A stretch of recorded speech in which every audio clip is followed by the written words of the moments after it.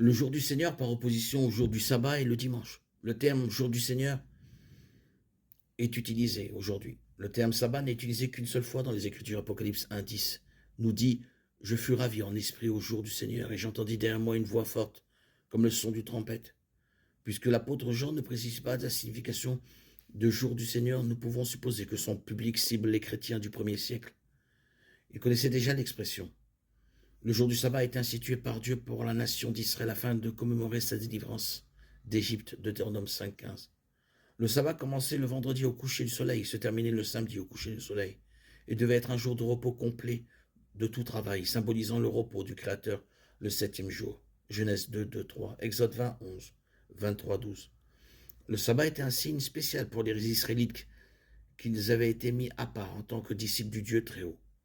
Le respect du sabbat les aiderait à se distinguer des nations qui les entouraient. Cependant, nulle part dans les Écritures le sabbat n'est mentionné comme le jour du Seigneur. Le terme était encore utilisé dans la communauté juive à l'époque du Nouveau Testament et utilisé comme tel par Jésus et les apôtres.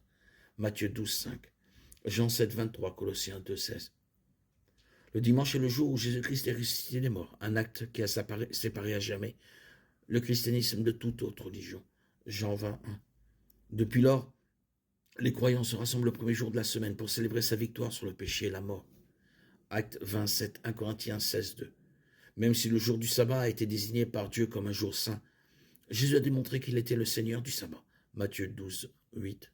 Jésus a déclaré qu'il était venu non pour abolir, mais pour accomplir toute la loi. Le respect des règles ne peut justifier personne.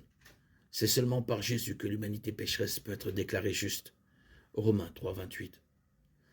Paul fait écho à cette vérité dans Colossiens 2, 16, 17, lorsqu'il est écrit que personne donc ne vous juge au sujet du manger ou du boire, ou au sujet d'une fête d'une nouvelle lune ou des sabbats. Ces choses ne sont que l'ombre des choses à venir. Mais la réalité se trouve en Christ.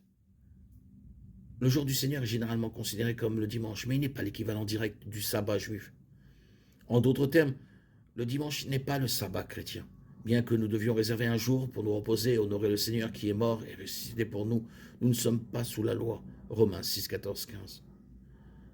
En tant que disciples nés de nouveau de Jésus, nous sommes libres de l'adorer n'importe quel jour que notre conscience détermine. Romains 14.